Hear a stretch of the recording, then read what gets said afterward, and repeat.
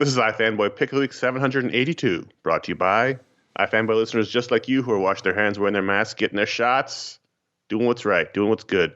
Being a mensch. Hello, welcome to iFanboy Pick of the Week, episode 782. My name is Connor Kilpatrick, and this is my co-host, Josh Flanagan. I'm Josh Flanagan. You are Connor Kilpatrick. I can check all of that out. We are iFanboy. We like comics. We read them every week. One of us picks a favorite one called the Pick of the Week. And we talk about that book, we talk about other books, we talk about listener mail and the Patron Pick and other things that we have time for. They're on the script.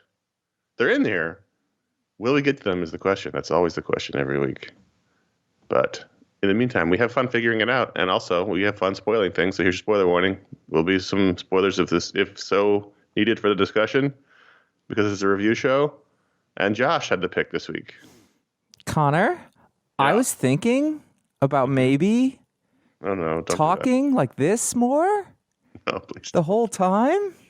No. Oh, friends don't let friends up talk. I think I have a mute button for you. Oh, I do. I'm still recording it, though, so I'll just play it back for you. You'll check your voicemail. It'll be like, hello?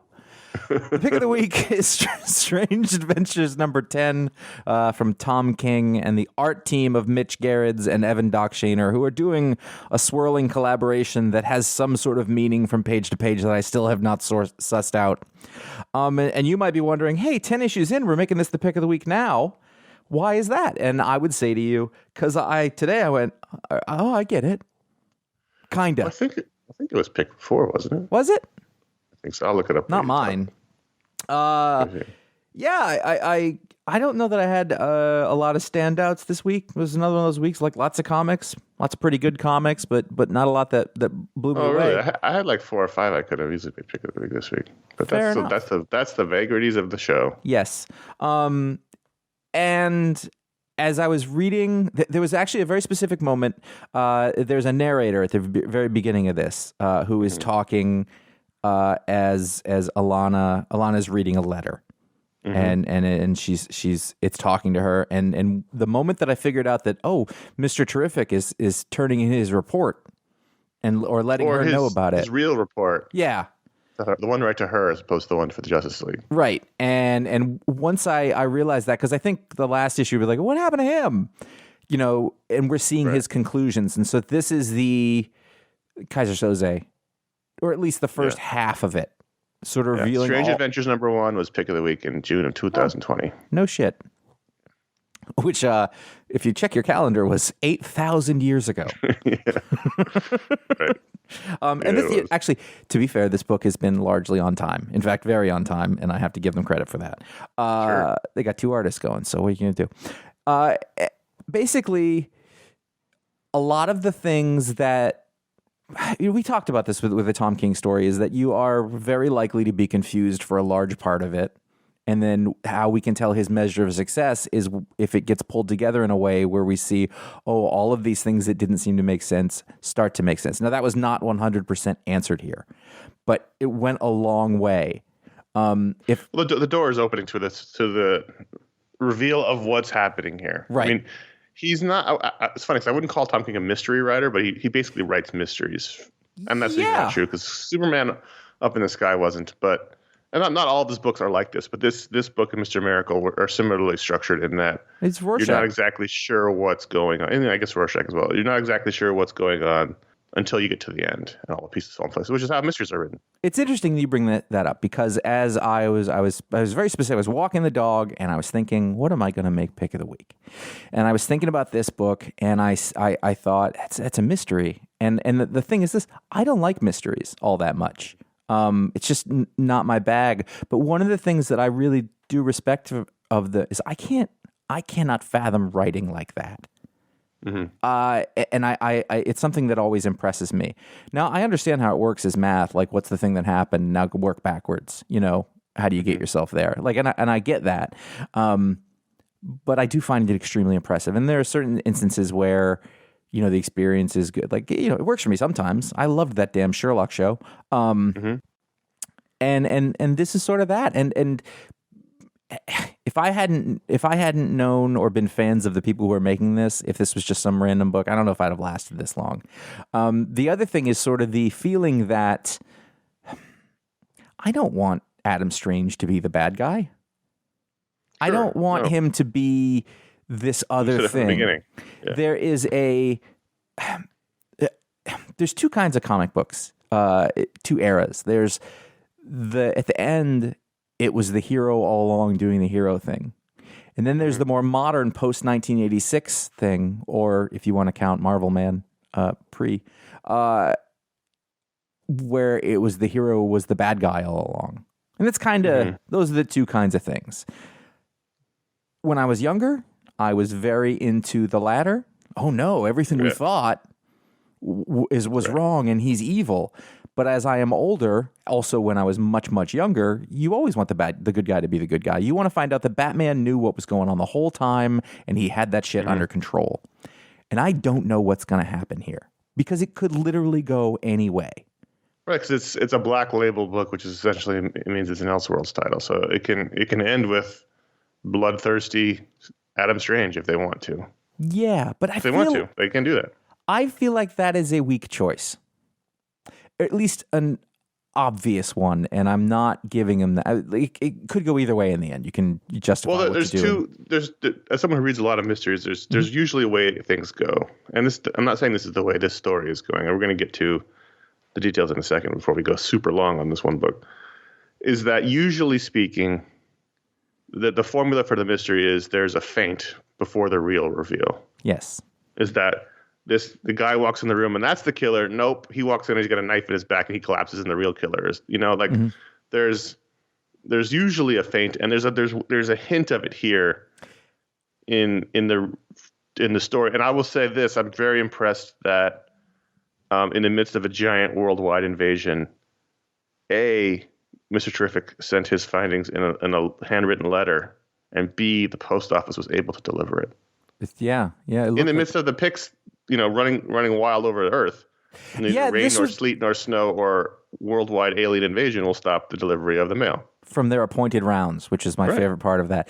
I don't think that I had understood or remembered that we were in the midst of a worldwide alien invasion war. Right. I was like, because everybody's lives are kind of so normal. I think the two things that are the outliers to that feint here is that the rules are basically like, I don't think Mr. Terrific is Batman in this instance. He's the guy who's smart and he's going to get everything right because he's going to understand it. I don't think he's going to get everything wrong because then that's antithetical to the character. But at the same time, you've got Batman over there who either doesn't know what's going on or he's in on it. So those are he's also very busy fighting off the alien invasion as well. Fair enough, but he's Batman. Yeah. So I don't know what's going to happen. I'm interested in whichever way it goes. But at least I see a path now. I really liked basically the idea is that maybe Adam Strange had made a deal with the Picts to save his daughter and gave them Earth, and that's why all this is going on. And to save Ron, really, the daughter was collateral for the deal, but right, like in Fargo season 4. I really liked the map, by the way. Of course. Well, because it was like I was like, oh, is this Earth? And I was like, oh, that's awesome. It's like a realistic map, but a different planet, and that made me happy.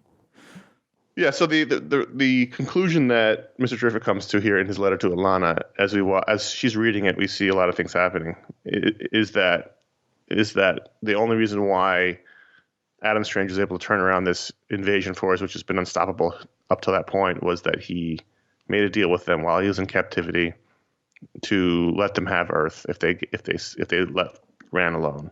And then Mr. Terrific's conclusion is that to seal the deal, he gave them his daughter as collateral, so that if he reneged on the deal, they would kill the daughter. So that was the conclusion. Why else would this unstoppable invasion force have been turned around by this one dude? And why would they not have killed that one dude once they had him in captivity? And it all makes perfectly logical sense in that scenario. So one of the things we've talked about since the very beginning is the two art teams. So you've got Mitch Garrett's doing the stuff, the present day, the now stuff, and you've got Doc Shaner doing the flashbacks. But here, even back in the beginning, though, in issue 1, we thought, well, maybe it's not the flashbacks, it's the myth, the story. The story being told by them, and there's certainly indications of that here, especially in the one panel where it devolves into the building blocks of a comic page with the art. That is page 26 on the digital page. And I noticed that too. And I mean, that's your big clue. And I gotta say, the story thing that we just talked about the whole time, the mystery, the coming together, the reveal, basically for a long time we were led to believe the Faint is sort of Alana. Like, is she the bad here and she's manipulating Adam or whatever? And then it reveals that she's possibly being lied to by Adam, which is interesting. But at the same time, you've got this other bit of craft going on, which is two artists and a writer working in concert, not just to tell a story, but to tell a story within the form. Mm-hmm. Because when you look at a page, we're starting to get pages that are mixed. Part of it's by Mitch, part of it's by Doc. And that's clearly planned. So somewhere in the blueprint of this thing is that idea. And so that one page where, as we get from the left side of the panel, because comic book pages go from left to right, that's how a comic book panel works. And so as we read this, we see it's in full lustrous color. The color fades. We go down to the blue line pencil by the time we get to the full right side of it. Yep. We That's see the pretty construction. interesting. We see the scaffolding. We see the framing in the house. I believe that is called formalism. So I don't, we're issue 10 of 12. There's a lot left to go. I don't necessarily believe what Mr. Terrific has laid out here is exactly what's going on. Mm-hmm. And at the end of this story, Alana comes home and Adam Strange is there and he asks everything's okay. Is he holding the letter? I guess he probably is. So you have to assume the next issue is the confrontation. And so either one of two things have happened here. One, the letter's correct. Adam Strange is the villain, and Alana had no idea that he used their daughter as collateral, which will go badly. Or two is that Mr. Terrific was slightly wrong, and it's the other way around. See, I don't think so, though, because he spent time with her, because he was front and center. He's talking to her directly, so theoretically he would get his take on her and her vibe. Unless this is Mr. Terrific's feint to try to draw her out by saying something. Yeah. So we'll see. Whatever. That last page, exciting. Though, where we're looking up at Alana from the downstairs, and then we're looking down at Adam Strange. By the way, anytime somebody's in full superhero costume at a breakfast nook with orange juice next to them is fantastic. Just the composition of those pages, the camera angle, and then the acting specifically on Adam Strange's face was what? Right. Is it okay? Like, he's a doof in this. I mean, I think that's been fairly clear, or at least he's playing one, at least in the present day stuff. It's real good. And I just like that it made me think all those things. And when I got to that last page, I was like, no, not now. I wanted that next page real bad. And this is what we're waiting for. And it's almost like every time that Tom does one of these stories, we have to wait longer for the payoff, which I guess makes that payoff sweeter. But it's just like we have to just get used to being like, well, I'm very confused for a long time. And I don't know. I'm not sure what I believe. I mean, I'll take it on face value right now that it's all Adam Strange. But on the other hand, we've been shown throughout the story that Alana is the operator of the couple. Yeah. Even this issue is all about her PR campaign for the war and their story. She's on the news. She's visiting troops. She's visiting the president. There's a lot of time of her being alone and sexy.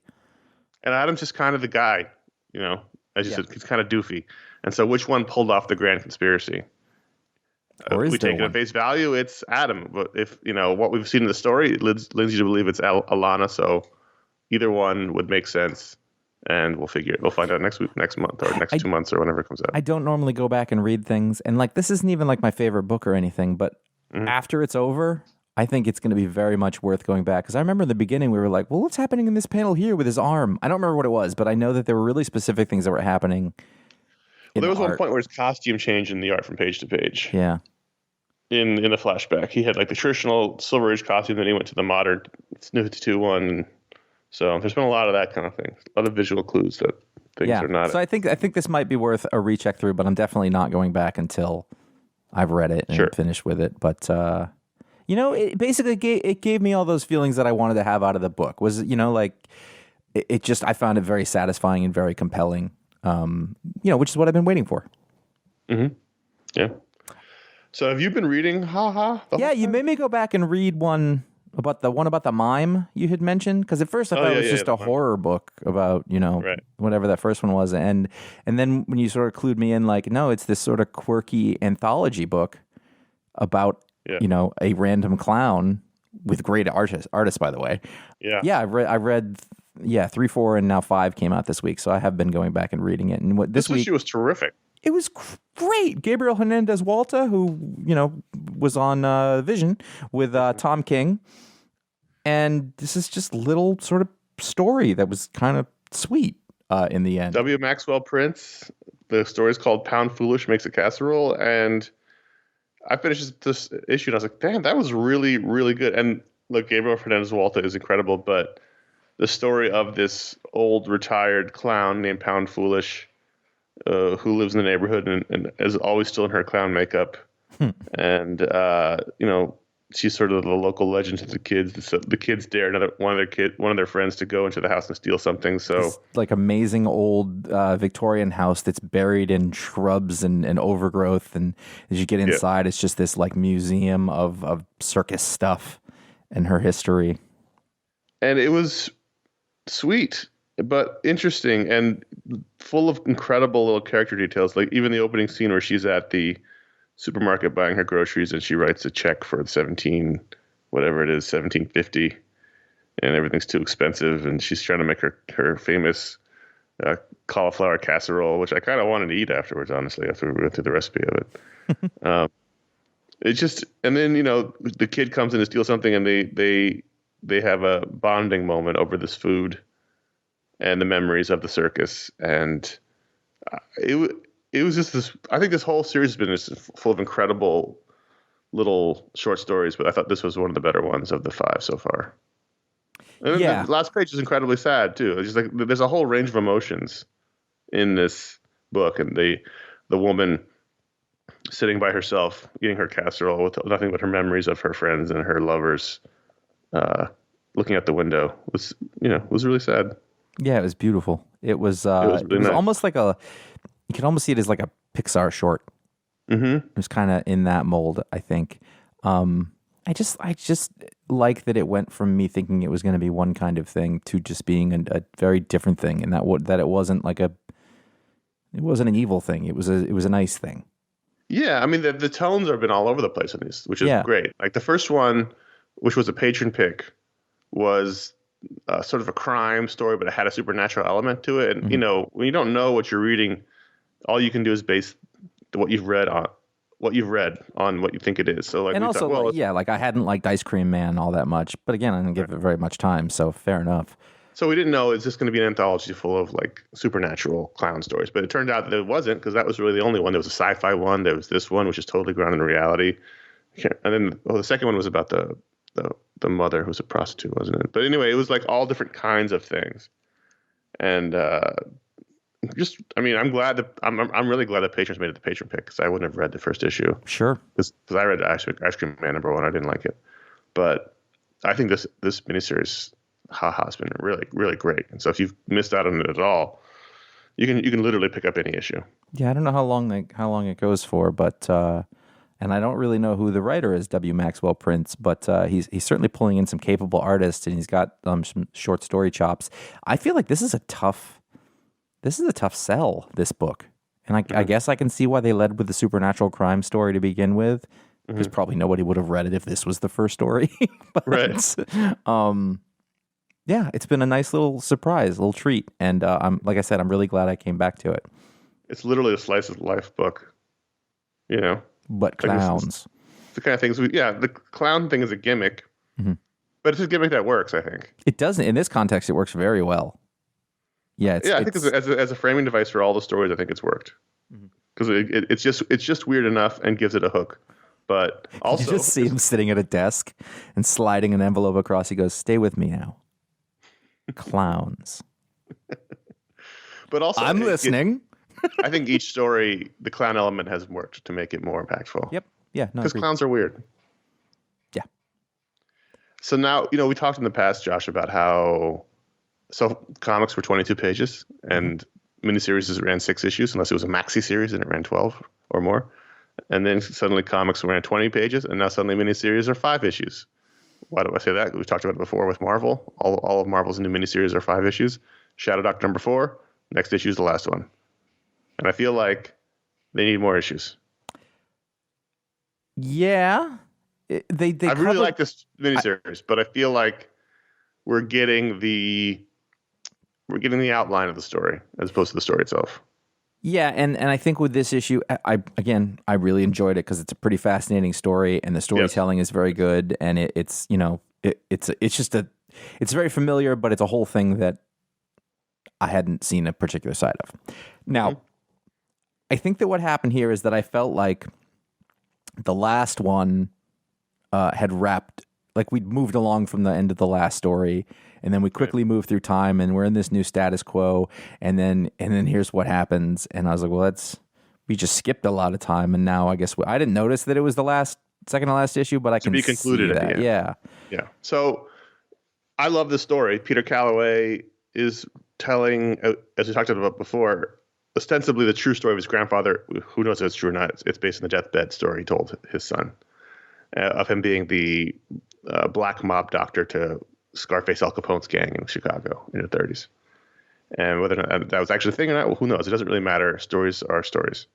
And I thought this was a great issue, like in and of itself, because it not only told the story of him being sort of deep into the mob doctor world and being stuck there and realizing he can't get out of it and desperately wanting to be a regular doctor, but no one coming to him because A, no white patient's going to come to him unless they're in the mob, and B, none of the black people in his town will come to a doctor at all because of the remnants of slavery and what doctors did to them as slaves.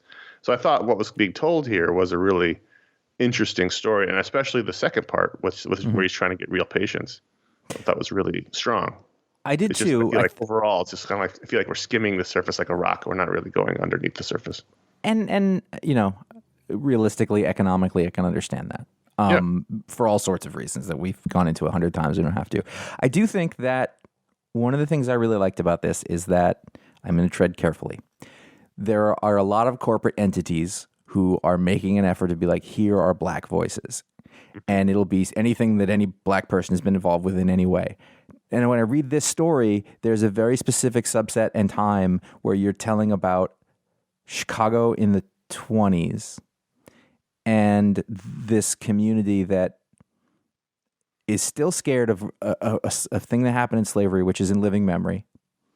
And they have a prejudice. They have a prejudice against a black doctor, which is really interesting. And this guy, it's a really good example of like privilege, I suppose, if you're going to, as an illustration of like, there's this guy who's smart and he's capable and he wants to do this thing and help, but nobody will let him help them. To the point where like he goes to help somebody because a little kid comes to help him, and he has to yell at the mother to go away so that he can save the daughter. And it's fucking heartbreaking. And it is the kind of, again, who knows how true or not this is, but there is truth to it. This is a thing that either could have happened, probably did happen, and it doesn't matter because the experience is relevant to reality. And it is heartbreaking. Like, because of a man's circumstances, he cannot do the thing that would benefit him and everybody else around him. And that is just it's a crime. And that's in the shadow of all this other stuff that he has enormous moral compunction with. He feels bad that he's treating these. There's a romantic bit at the beginning where, well, Capone was pretty good to me, and these are just guys. And at this point, all of that facade is gone. He's like, these are killers and evil people, and I'm allowing them to do more of it. I patch them up and they go back out and kill more people, not just each other, but innocent people. And I like that because first there was a little bit of a romanticism about, which we've seen many times in mafia stories and crime stories. They're just guys trying to make a living, Josh. Well, here, it's what it was. And maybe those mob guys aren't as horribly racist as everybody else around them, but it's still out of necessity. And, there's a lot here, even though it feels rushed, like from a narrative standpoint. This is a very good book. I'm not saying it's not. I'm just saying I feel like, especially with the about to end, we could have really delved deeper into this story. But I get it. Like you said, it's Aftershock Comics is publishing this. They're not at all a big publishing company. and I I'm say- sure they can only have. We can think of flyer 5 issues on this. We're not going to go 12. Yeah. So Yeah. I get it. I totally understand the world in which we are discussing comics, but it's a bummer because I think the story here is fascinating. And obviously, Peter Calloway, I believe, as we talked about in the first issue, is a filmmaker. So clearly, this is like one. Maybe that'll be good. I'd rather read this as a novel. Yeah, I would love it. This would be a great series. Yeah. Again, There's a lot this is here. the point. It'd be This is the expensive point where series. there's a character like this in The Nick. There's a black doctor at the turn of the century in Manhattan. This is very, very reminiscent of that kind of thing, which is one of the really interesting stories from that, which is available on HBO Max, and it's fantastic. Really good. I just, you're right. I do hate that at some point someone would. I think we can charge the same thing for a 5-issue trade as we could a 6. Yep. They went, no shit. It's every issue. We're going to talk about Maestro in a minute. That's 5 issues. It's every recent Marvel miniseries has been 5 issues. They've lopped off the last. So we lost 10% of the story page count issue wise, and then we lost about, I can't do math, 20%, 15, 20% of the story trade wise. So the industry continues to shrink. It does. In many instances, it makes for a hell of a good comic book storytelling artist. People have had to get real good when they do anyway. Yeah, but you just can't. I don't want to get to this because we do have a lot to talk about. But we're already halfway through the show. We're only 3 books in. But you lose story time. They're just losing 10% of the story was a huge blow to the writers and the artists. And now you're losing a whole issue's worth of story in your arc or your miniseries, and that's a lot. It's a lot of story. Made in Korea #1, Image Comics, Jeremy. Yeah, I did. Jeremy Holtz, George Shaw. I read it on the strength of the cover and the art, and it's basically a near future sci-fi story. Not in the dystopian sci-fi way that usually Marvel Image does, but this is slightly dystopian, but not in that way. It's not post-apocalyptic. It's dystopian. It's not. But no one seems to be able to have babies. Right. It's so that's if it's not apocalyptic yet. It's the part where they're like, hey, the Titanic's sinking. Like, well, we should finish this champagne. We're in champagne finishing time, I think. It's Handmaid's Tale plus Black Mirror plus that story in the New York Times this week about how no one's having babies. So in this future, I guess people aren't having babies, or they can't. I don't know that they not have babies. I do. Is it that they just, if you can't have a baby, you can buy a robot baby? Is that what it is? It was unclear. I mean, I think what's really interesting is that the story takes place. Basically, there's these two parents, a man and a woman, who live in Texas. Looks like suburban. The bigger house you have, the more you show off your wealth. Texas, which is irrelevant. And they go to somebody's house for what looks like a baby shower, and what it is that they're turning on they're showing off their new robot baby. They don't make that completely clear, but you can tell something's weird. And the husband is like with his Abe Lincoln beard. You know what? These beards are all over comics, and I don't think I've ever met a human being with one in my life. Right. In my normal everyday life, have I seen someone with a beard like this? You're right. You're fair. And so they get home and they start talking about it, and the lady starts getting he's like, oh man, I kind of want to, because I want to, and he's very skeptical, and they decide to order one. And then the sort of alternating story is something about I assume he's a Korean engineer who has cracked some sort of technological code, but he did it on company time, and he realizes that belongs to them, and it has something to do with the babies, and it's going to have something to do with the robot that these people have. Well, they got his special robot, right? Which is they got it for super cheap. He did something he got it out there. They bought it for super cheap because he just of his code theft or whatever it was. So there's a whole corporate situation where he's cracked some algorithm. We haven't told what it is yet, but he manages to get into this one robot child. It's not a baby, it's a child. Yeah. And gets it out the door before anyone can realize what he's done. So they've got this unusual robot child in Conroe, Texas, who doesn't act like other robot children. Right. So I didn't know what this was going to be at all. I know Jeremy Holt a little bit from sort of social media, and I know he's been kicking around the edges of indie comics for a while now. I was really pleased by this. It reminded me a little of, I'm trying to remember the name of it. It was one of the Luna brothers. I don't think it was both of them. Had done a story about a man and his like android girlfriend a few years ago, Addie and something or other. It was a little like that, which I really liked that too.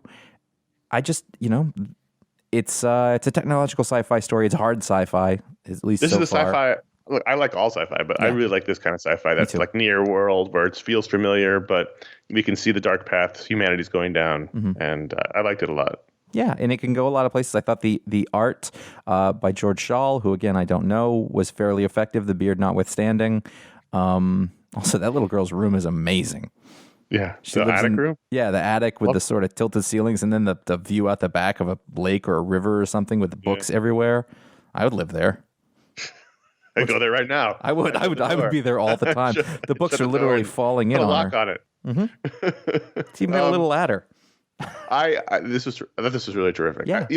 Very quietly now, Image is compiling these books that are not their high profile books, but are their sort of strange to the side, made in Korea books that are good. I want more of that. I mean, I don't know what kind of, I don't know how they sell. Again, you're always the cynical part of your mind is always like, well, is this a movie or TV show? Maybe, but it's in comic book form, so I'll take it for what it is. And I would like more. I really love Strange Adventures. I really loved Maestro War and Pax #5, the final issue of the 5-issue miniseries, as we just discussed. This could have also been my pick of the week. I don't know what I would have chosen, but this was certainly a contender. I loved the several swerves we got. I love the dip back into classic Marvel, and I love the fact that when it got to the end, they teased the third mini, and I was like, yes, Peter David, keep it going. Yeah. Keep the string rolling. I've read the original miniseries back in the early 90s. I have no recollection of the story, but and I know eventually we're going to get there, but they announced the third and final part of this three, and I don't know if this sells well enough to justify 3 miniseries, or they just, I don't know why, but I saw that, I was like, yes, more. I mean, Maestro World War M coming soon, yes. What we know about Peter David is that he's really good at a good old superhero. This is a G.O.S.H book. Long, but like a long running story. I think the last one that I was really into was the X Factor story that he did. It's 50, 60 issues. I don't know if it went that long, but his Hulk run went forever. That's his thing. Aquaman was years long. Hulk was super long. Like he's very good at that. Let this guy do that. And if that means that you renumber it every 5 issues and change the subtitle, fine. Sure. I am 100% into this story. Was this also a pick of the week, or did we just read it? I'm sorry, Patron Pick? I honestly don't remember. I think we just read it, and it was like, hey, that was all right. And then every time you read it after that, I mean, Christ, you've got Doom and old bearded Hulk, who won't let anybody call him Hulk or Banner because he's Maestro now. Why? Who gives a shit? I love that. So in this story, Doom had sort of outmaneuvered Maestro and taken control of dystopia. This is the land that, we call it now in America. And, Hulk I can't call him Maestro. Hulk kicks the door open, says, Doom!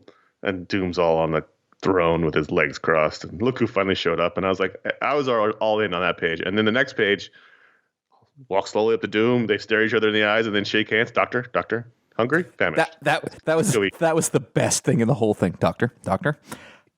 I said, yes. And then they realized that they had worked together to plan to get to this point to co-rule dystopia. And then Hulk tries to poison Doom in the same way he poisoned Hercules, but Doom, being Doom, sussed it out. So he had taken the antidote. They just kept going back and forth and trying to one up each other and then it just kept going from there into a physical confrontation, which I loved. And then when Hulk has the upper hand and uses an electromagnet to get all of the armor off of Doom and punches him in his human form, he sees shadowy Doom with just a ripped cloak and says, oh my God, your face, did I do that? And that brought me all the way back to the old days of Marvel in which, we talked about this before, you never saw Doom's face. Mm-hmm. And it was always hinted at that it was all fucked up.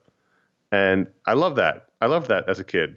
And this brought me back to that moment where it's like, oh, right, Doom, something bad happened to Doom, and that's why he hides in the armor all the time. Or he had a tiny scar on his cheek, and that was also equally as awesome as having a fucked up face because there's a whole other psychological problem. But yeah, his vanity. But I just love that, getting back to that old Marvel feeling of Doom was a shadowy, scarred figure, and he's ashamed of it. He just wants his mask back. And I just thought this was great. This was great. And as you flip through it, it has a high level of good old Marvel. In the fight that they have at the end, there's a splash page, and splash pages are starting to get rare. Mm-hmm. You're just like, oh, because they can't afford it. You know, the 20 pages that you got, you know, just this kind of fight between these creatures. It was great. It's a very green so book. Fun. You got Hulk versus Doom. The sky is green. I was noticing that. And I would recommend any Marvel fan to go back and read Maestro, whatever the first one was, just Maestro, whatever it was, and this one, War and Pax. Mm-hmm. You don't need to have read Future Imperfect at all. No. It's terrific. I didn't. You just needed to know, oh, this is what Hulk is like. This is what Doom is like. You know, Hercules was in here. You won't know who are the shady, the gods, the Pantheon. Those are characters apparently from his run of Hulk, which I didn't read, so I didn't know. But you didn't really need to know that. Right. You don't need to know that either. Yeah, it's just good little Elseworldsy kind of superhero stuff. And then the next issue, which is the return of Herman Peralta, who was ours in the first one, who was terrific, is Hulk versus the Abomination and Namor. So come on. All you can do is throw Kang in there and you got it all. I'm down with it. That doesn't get you to read the book. I don't know what to tell you. We're going to talk about the next miniseries when it comes out. We're going to take a quick break here to tell you how to help the show. And we're going to do it fast because we do have a lot of books and we're going to get to talk about them. There's several ways you can help if you like this show, if you enjoy it, if you think, hey, I enjoy the show, I don't want it to end, if in this new media economy where listeners and viewers have to support what they watch or listen to. Patreon.com/iFanboy is the best way. They've unlocked a ton of content. The Patron Pick, the Talk Explodes, the Book Explodes, the Media Explodes, the YouTube content we've been putting back up, the legacy content, and our monthly Hangouts. Those are all things other than the Hangouts that everyone can enjoy because of the patrons. And there's more things they can unlock. You can unlock over there if you want to join up. You can become part of all that fun. There's communities you can be a part of, the Discord channel, the Facebook group if you're a patron. It's a real. We hope that we make it a rewarding experience to be a patron, and we do appreciate everyone helps because you do help pay our bills and make the time worth it, and we do appreciate that. T-shirts. iFanboy.threadless.com is where you can find our 8 designs. Our number one selling shirt, which is the Nothing Makes Sense, Nothing Matters, and Stay Home Read Comics. They go neck and neck every month for top seller. And we have other designs we've been talking about. Josh dropped the ball, but we're gonna pick it up and run with it again and get that new design out there soon. We have 2 designs in the works, and that hopefully we'll get those out to you soon. Fanboy.com/support. That's where you can donate via PayPal if you don't want to be a patron or buy a shirt and just want to leave a tip in the tip jar. People do that. We do thank you. Fanboy.com/Amazon is where you can find links to our books, Blood Books, and other links. And we do appreciate everyone who helps support the show through various means. It's how the new economy it's how the new economy of entertainment works, and we do appreciate everyone who helps us out. I know we're in a hurry, but I have to let you know that I just received notification that a very dumb, nerdy ass thing I bought has shipped. And you're excited about it? I'm kind of excited about it. Right up to the point where it shows up and Lindsay's like, why? Where are you even going to put that? And I'll be like, Red 2 standing by. Oh, the helmet. Yes. You have to. Yeah, I know. Can you wear it? You can wear it, right? I mean, theoretically, I didn't size up my head or anything, but the next Patreon hangout, you got to put it on. That's fair. No, it's not dumb. Another very specific nerd thing is also coming here that I have not told you about that I cannot wait to share with you. That's a teaser. Ooh, exciting. Yeah, isn't it? I assume that you didn't jump on the Robin bandwagon here because you hate Robin. Okay, yeah. So Robin 2 is a fun little book. Is he still in Bloodsport? Is it still Kumite? Yeah, no, I think that's what the whole thing is. Or at least, like the first arc is that he's there, and what we find out at the end, he had his heart ripped out at the end of the last issue, and in this one we find out that so we have a new Robin then at number 2. Everybody in the tournament on Lazarus Island gets basically 2 resurrections. The third one is final, and so they go through the first round of the tournament is until everybody's died once. And then the second round, will determine the winner. Now, if you leave after the second round, no harm, no foul. We get it. And so the girl who killed him, he's kind of into her. She walks him around the island, and they get to the other side of it, and he's like, "What are those sounds?" And then the final page reveal is that all of the people are partying together.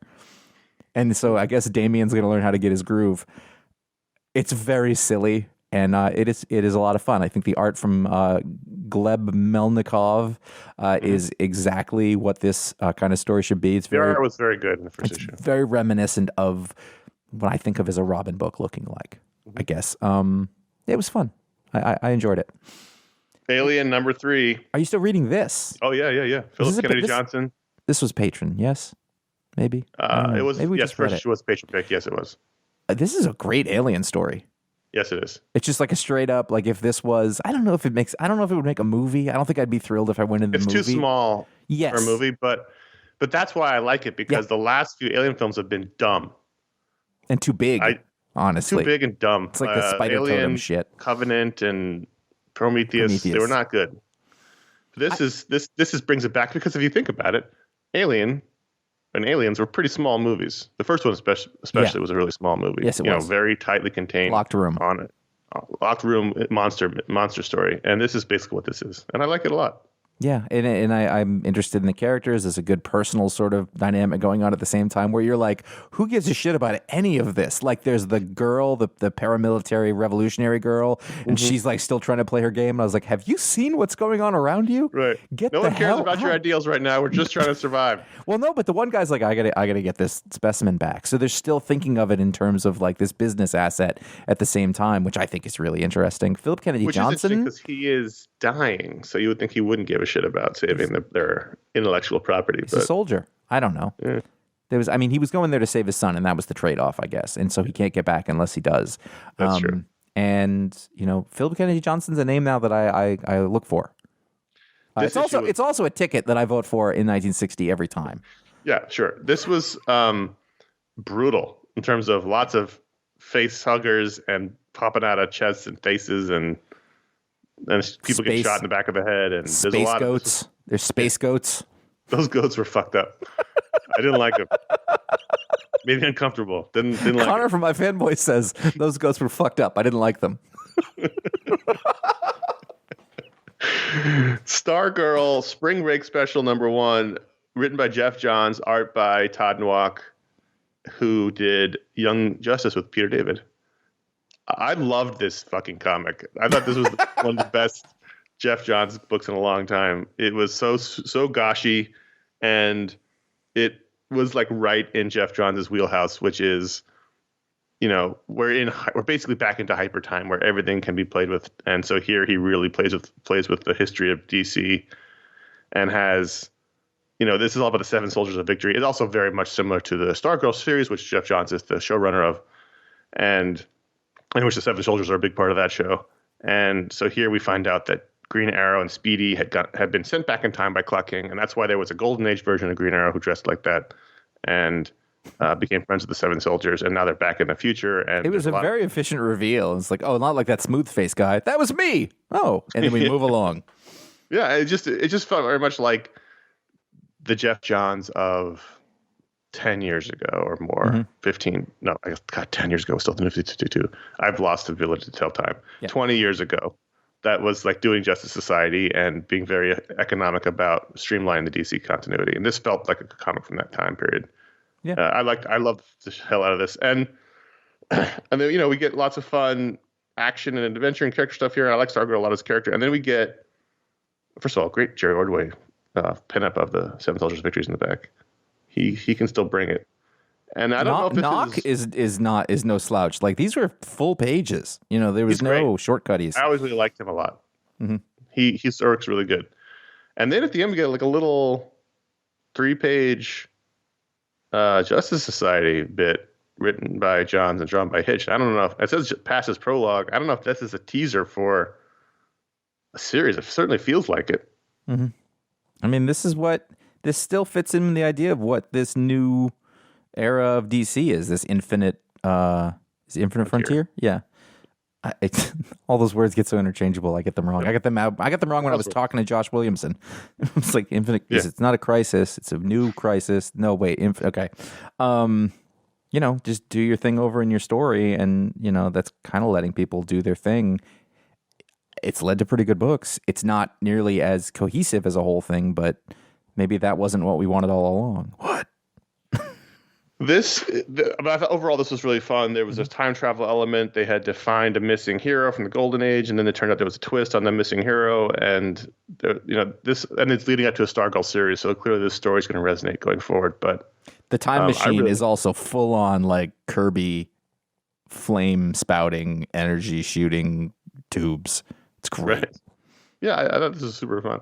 I wasn't expecting to enjoy it as much as I did, and I really liked it. I saw that. I would not have read it other than the fact that I know that like Stargirl is Geoff Johns' sort of pet character, and that's almost a meaning because it's sort of based on his sister who had passed away, and so it was a a tribute to her. But I knew that because of that, I was like, oh, this is going to have his heart in it. Yeah, and that's what you want out of Geoff Johns. There's a guy, Connor and I. We had, I guess it was drinks. We had drinks with him one time, and the man's enthusiasm and earnestness was radiating off of him, and it was he loves comics. You understood why he wrote comics the way that he did, and I was like, oh, this is going to be that, and it was exactly that. In the final page, double page spread of the Justice Society, Alan Scott is on that page 3 times. Hold on, we're going there. Anyway, I mean, the characters are all they're doubled because there's the modern day version and there's a sort of flashbacky version, but it's just interesting that he's on there 3 times. Well, yeah, he's important. He's the most important one, right? So you got to triple it. So I'm hoping this. I mean, I don't necessarily need Brian Hitch to draw it, but I'm hoping there is going to be a Geoff Johns written Justice Society series. Sure. So those books we wanted to talk about, patreon.com/iFanboys, where you can go to add a book to the rundown. This week, the patrons voted to add The Blue Flame, #1, to the rundown, written by Christopher Cantwell, art by Adam Gorham, Kurt Michael Russell. I understand why you have to put the middle name in there, Kurt. And Hassan Otsmane Allahu are the official letter of the Patron Pick. I didn't even have to change it on this week's script. And this is from Vault Comics. And Christopher Cantwell is someone whose work we've been enjoying quite a lot in the last 2 years or so. Subject of a recent Talksplode, fairly recent Talksplode. Yeah. End of so I don't know. Has he done creator-owned? Is this his Vault he's creator-owned? done several creator-owned books. He the first one he did was, I don't remember the names of all of them, but he did with Karen Berger. He did over at Dark Horse. He had done a couple. Oh, right. There's been a few, so this isn't new for him. But it's the first new one in a little while after sort of that burst of Marvel. Mm-hmm. If you look him up, there's probably 3, 4, 5, at least minis that he's done. Well, I can see why he couldn't do this at Marvel because there are already several Dark Hawk books out there. Mm-hmm. And not that this is Dark Hawk, but the suit in the very beginning looks exactly like Dark Hawk. Anyway, the Blue Flame, the conceit of the Blue Flame is hard to sum up quickly because there's a lot going on here, but he is is it Milwaukee? Yep. A hero in Milwaukee amongst other heroes. And he, his day job, he's a boiler repairman so there's two things. I mean, there's two things that are happening. One is the beginning is this cosmic thing where he is, he is ascendant. He has the cosmic power and flies from universe to universe, and he's captured by some aliens. And then we sort of cut to him waking up in his house and going out and having to shovel, and we find he has a little blue collar job. And then he and his buddies go. His other superhero team, and this reminds me very much of how we looked at the Minutemen and Watchmen. It very much made me think of that era, and they're going to go make a public appearance in an auto show, but they're more like, the real superheroes that we have in the world. People walk around, vigilantes. Yeah, exactly. And there's it's unclear if any of them have abilities. It doesn't seem like it. I think so. Like one guy is strong. One girl has a lot of money, so her dad pays for everything. And then there's the Crimson Visage, who's sort of the shadowy one. But he's still like a dude. And the Blue Flame is just, this guy repairs boilers, so it feels like he's got a propane tank on his back.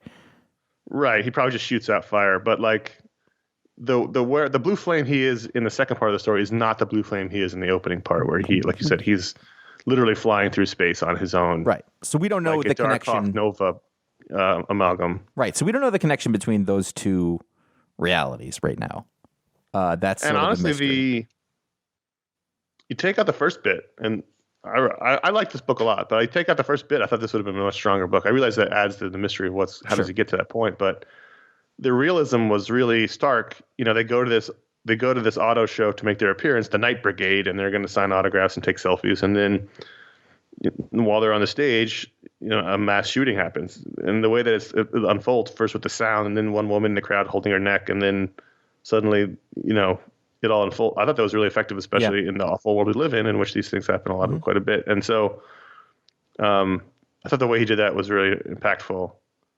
And we don't know how we get to, he gets shot up. No, I don't know if he gets shot up, but we cut to the end again, I guess, in the future where he is, I don't know. It's hard to say. We don't know. There's very few answers here. There's basically two scenarios that seem to be the same person, but they're vastly different, and they will be connected at some point.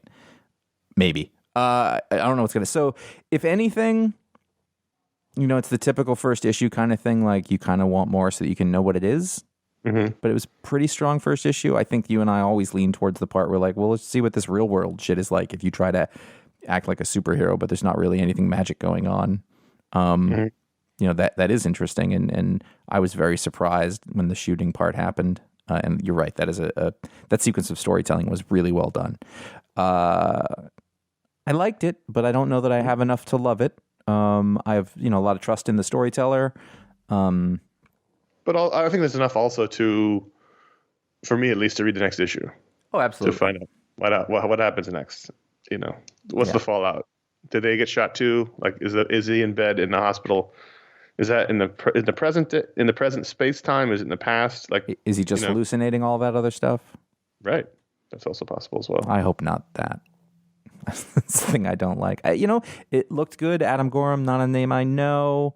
I like that the colorist is Michael Russell, just to eliminate any confusion. Mm-hmm. Poor guy has to do, I guess I have to use my middle name now. And by the way, unless he's 65, like his parents knew. Yeah, that's their fault. Yeah. I'm naming him Kurt Russell. That's my dad's name. I don't care what the guy in Hollywood says. Doesn't matter. Kurt Michael Russell. Why'd you just call me Snake, Dad? Jesus. The Blue Flame #1 from Vault. Christopher Cantwell, Adam Gordon, Kurt Michael Russell, Hassan Asmani Allahu. I liked it. I didn't love it, like you said, but I liked it a lot. Mm-hmm. I'm going to give it 3.5 stars out of 5. Same. Gonna read it again. I'm going to have to make sure to subscribe to it on Comixology or I'll forget. So I'm going to do that after this is over. But I do want to read the second issue. Ever since we got that one email, I've made a real effort to go through what's there. And sometimes it's difficult to follow creators in that way. So when these guys guys who we know and like start doing stuff, guys being not the You think that they would do things, I don't want to get into the business of it, but you think they'd be like, hey, subscribe to certain creators, or at least subscribe to being alerted to the fact they have new books out. I mean, some of that's on me because I left social media and I don't read comics. No, but Comixology should have a function where you can say, alerts. I like these 5 writers or artists. Alert me when they have a new comic out. Right. That is, however, that's a benefit of having a good local comic shop who you have a relationship with. Yeah, but most shops I've been to, I'm saying wouldn't push this book. Sure, but I wouldn't even order it. Like a really good shop would. Those are rare. Yeah. That's all I'm saying. That's a possible benefit. Patreon.com/iFanboy. Every patron can vote to add a book to the rundown, but if you give it the $5 or higher level, you get your superpower live on the show. Like Michael Sturgeon. Michael Sturgeon is the font king. Go on. He knows all fonts on site, but also he can manipulate fonts. Both in a digital form and if he was holding a book. Yes, or like walking down the street. I don't like the font on that sign. Bloop. And it makes a bloop sound. Oh. Bloop. Does the bloop directly proportional to the size of the writing? Yes. Or if he changes the font on it's like the Goodyear blimp, everybody got a duck. It's a bigger bloop than if he changes it on like a business card. But not only does he wear and understands all fonts and can identify all fonts, there's never a situation where what font is that? And if you're Michael Sturgeon. Mm-hmm. But he can be like, that font is not working. Mm-hmm. Bloop. Jenn Perretta can absorb and reverse the effects of rust.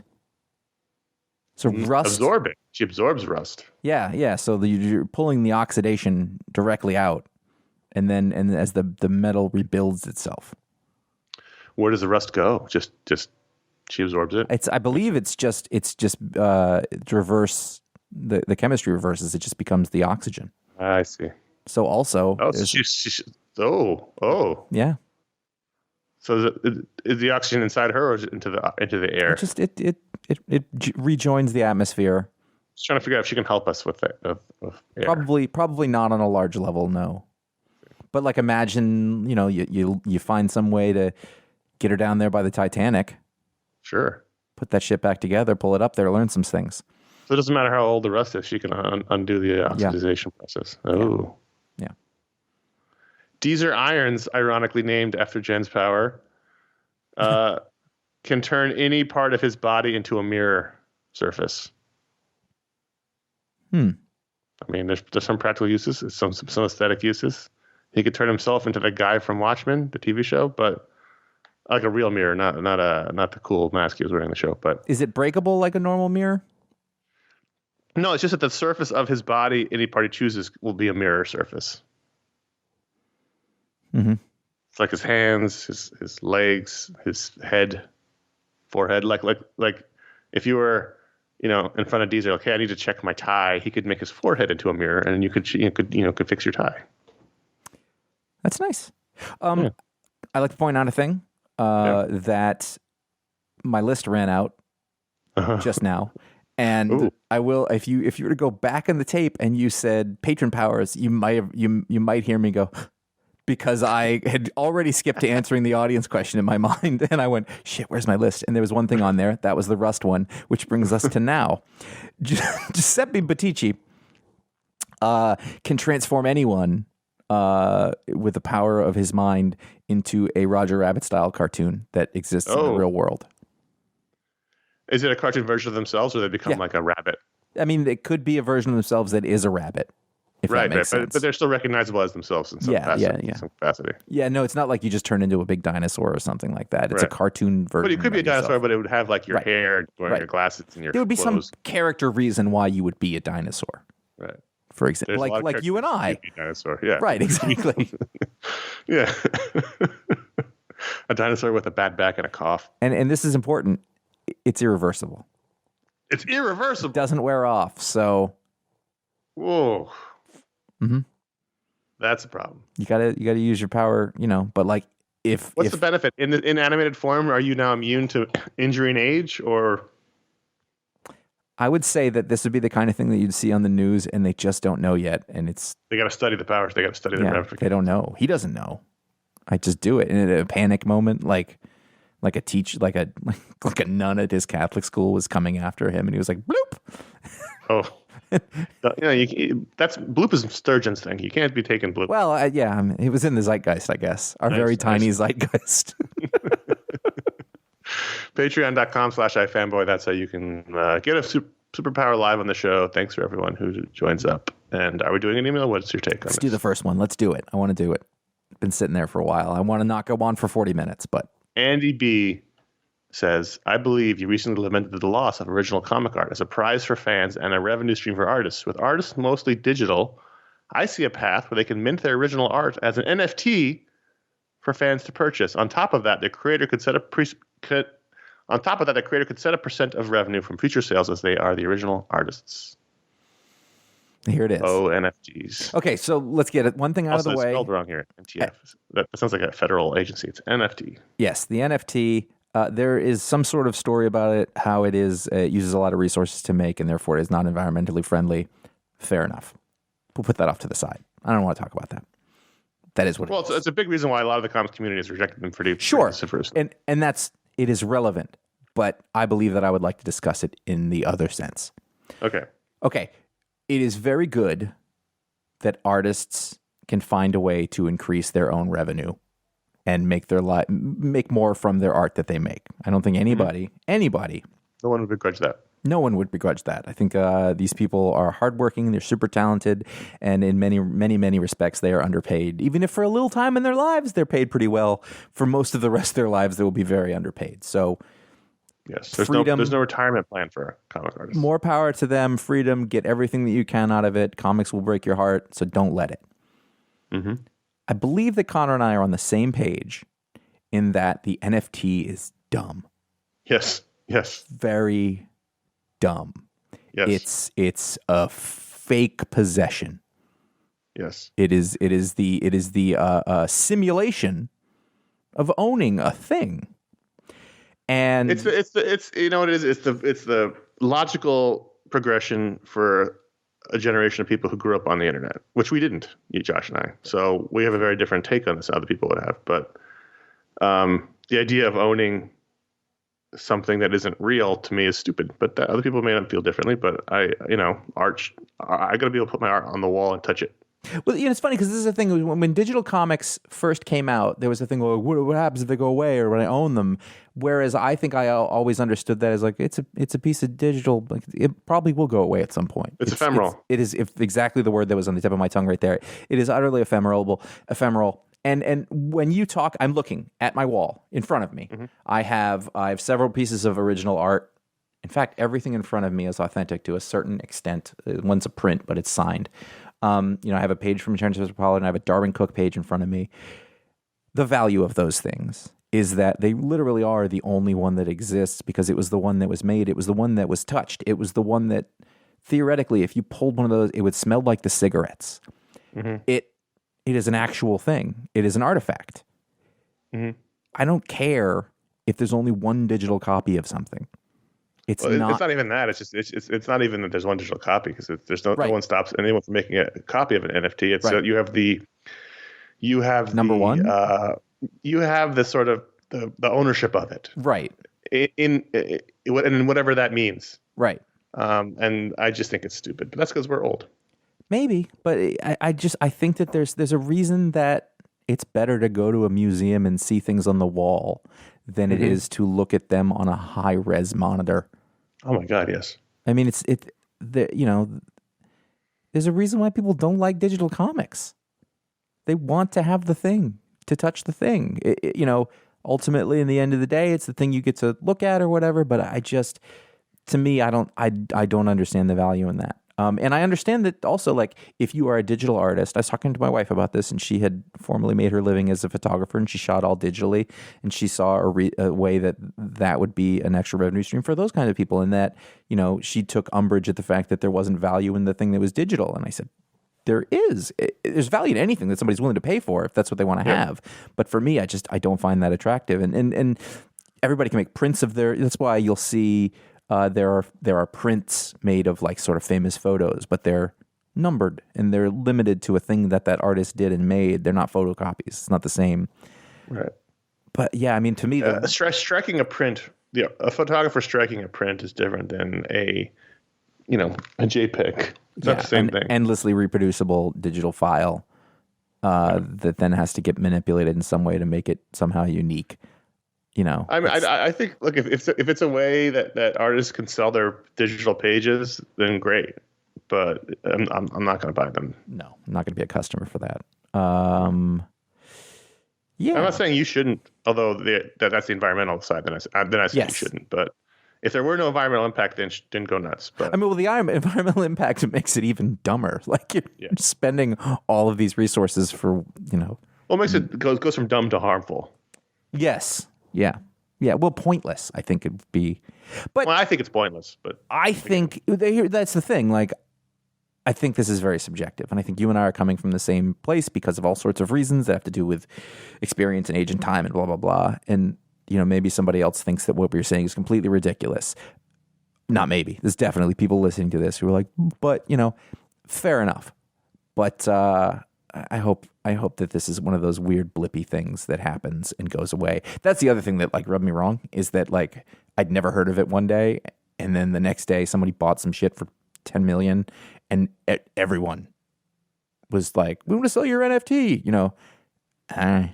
like it was like from out of nowhere. It feels very fad kingy. Yeah, it's like Pogs or Beanie Babies or tulips.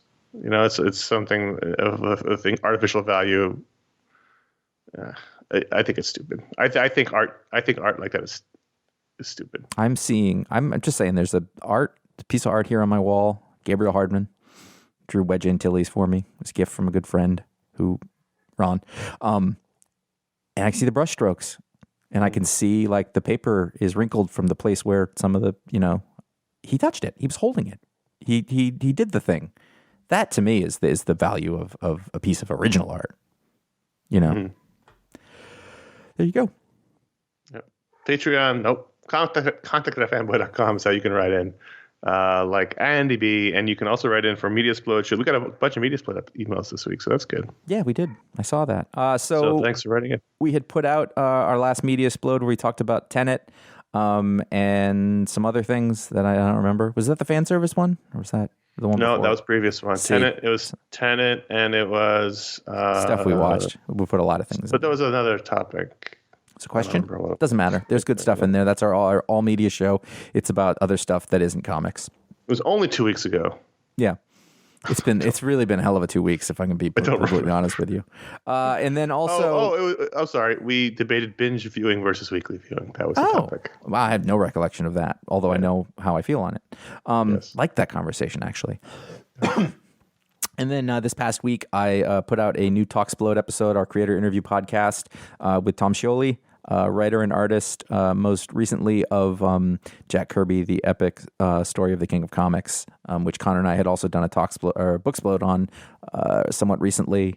We liked it a whole lot for various reasons.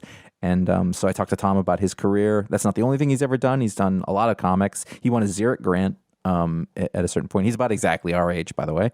Mm-hmm. And he did Transformers versus G.I. Joe for a while, all sort of in his style. He is, he's intricately linked with Kirby in a lot of ways stylistically, and he's totally cool with that, which I really liked. And it was really interesting. Plus, we just got to talk about Jack Kirby with a guy who knows a lot about him, and I thought that was really fun. So that was your May Talksplode in on time. That's right behind this show in the feed. We're right behind it. Yep. So that means June is a Booksplode month, and what we're going to do now is we're going to announce the next two Booksplode topics. So that's June and August. So you can get ready, you can get prepared, because they're not quick reads. Booksplode June, as we discussed before, is Injustice: Gods Among Us Year 1, the complete collection, the 420-some-odd page collection of the first Tom Taylor. I don't know. It's not a miniseries. It's too fucking long. But comic book tie-in. Yeah, to the video game. So that's going to come in June at some point. Most likely later in June. Mm-hmm. I need to take this holiday week and put a dent in that thing.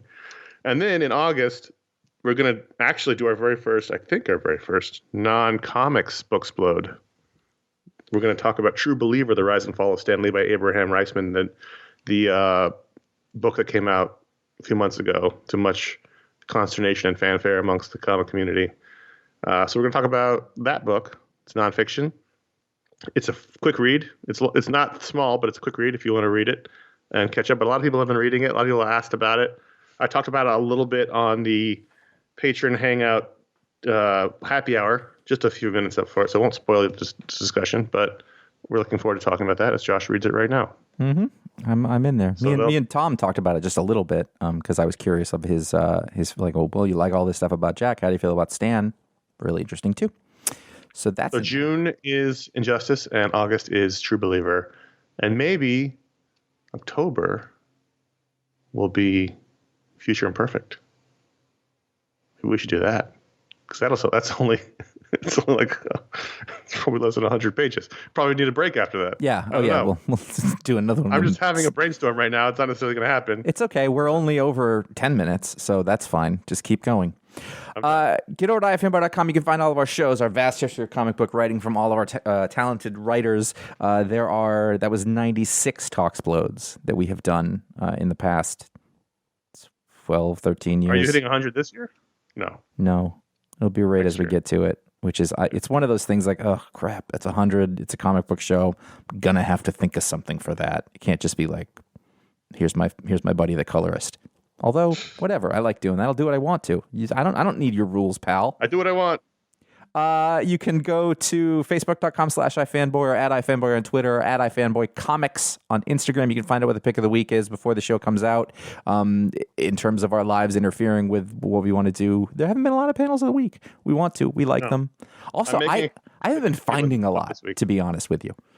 The annoying thing is last week I had like 6 picked out and cut out on my phone, ready to post. And then, I don't even remember what happened last Saturday. Yeah. Because Saturdays are normally the day I have time to do it. And I don't even remember what happened. All I know is at one point, I remember. I fell asleep in the afternoon. Everybody was like, all right, he's busy. And you're like, no, I fell asleep. No. What happened was last Saturday was the first time we went out to dinner at a restaurant with our friends. And so we had to get prepared for it. Saturday morning at 6 o'clock in the morning, one of the smoke detector started chirping. So I was up at 6 a.m. So I was really tired. I fell asleep in the afternoon when I literally next to the iPad and my phone, which is how I'm getting ready to do the panels. So I need the iPad for the information on the comic and the panels on my phone. And fell asleep on the couch, woke up, shit, got to get ready. And then the day was over. That's what happened. Fair enough. Yep. You can follow us individually at CS Kilpatrick on Instagram for movie stills and at J Flanagan on Instagram for bitching. Yeah. You can subscribe to our YouTube page at youtube.com/iFanboy to keep up to date on old video show re-uploads, which are continuing apace.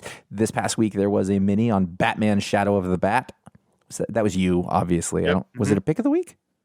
No, it was just me looking back on that series. Thought that was a good series. There's a show just all about Wolverine. Good old Logan. Because it was the week of Wolverine, X-Men Origins, Wolverine, the jacket. The jacket. And a story about the big books about comics. These are sort of the treasury editions and the Chip, what was his name? Like behind the scenes stuff. Chip Kid. Chip Kid, big Batman book. A book about the Batman animated series or Marvel Chronicles. I just went through that with my son the other day. It was a fun time to go through that big book. So that's that. Well, if you like the show, please leave a review on Apple Podcasts, wherever you get your podcasts. A star rating is even something you can just do in 1 second. Click the star, and we appreciate that for us. Every show you listen to really helps podcasts for the algorithm is if you leave reviews, and we do appreciate that. Even better than that, tell your friends, word of mouth, letter carriers, as they deliver their letter during the midst of an alien invasion, because they'll still be out there delivering their letters. Mr. Terrific really took a chance that letter did not get lost in the mail, and not for the fault of the post office, but for the fault. But you don't know that he didn't just put it. He could have FedExed it. He could have. Either way, there's an alien invasion happening. You could have very easily. A truck could have been vaporized. A ship could have fallen out of the sky and landed on the delivery guy. Or his little drone scanned. It's not like he didn't have another copy of it. Come on, he's terrific. He's not. What I'm saying is, took a big chance on the big reveal with that. You've had a mail thing going on here. Something's happening with your mail. No, I'm just saying that I hear you. I love that he wrote that. It's perfect that he wrote that way, but it's just in the midst of an alien invasion, that's risky. I think it's like now, like if an alien invasion were going on, we would all try to act as if things were completely normal, and then half the population be like, "This isn't really happening." There's a new episode of WandaVision on right now. Exactly. Oh, where are we in the script? Anyway, thanks for everyone who spreads the love. We do appreciate it, and this is a long show, and we're going to end it now. And my name is Connor. I'm Josh. People should drink if we don't say it's a long show.